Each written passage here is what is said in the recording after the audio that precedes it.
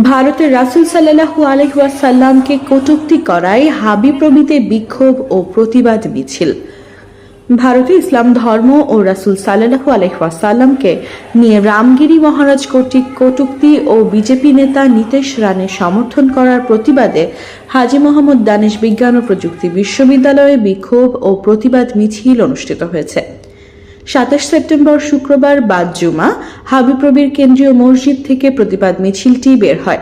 মিছিলটি ক্যাম্পাসের বিভিন্ন রাস্তা প্রদক্ষিণ করে দিনাজপুর ঢাকা মহাসড়ক হয়ে প্রশাসনিক ভবনের সামনে এসে শেষ হয়। প্রশাসনিক ভবনের সামনে বক্তব্য দেন কেন্দ্রীয় মসজিদের ইমাম ও সাধারণ শিক্ষার্থীরা।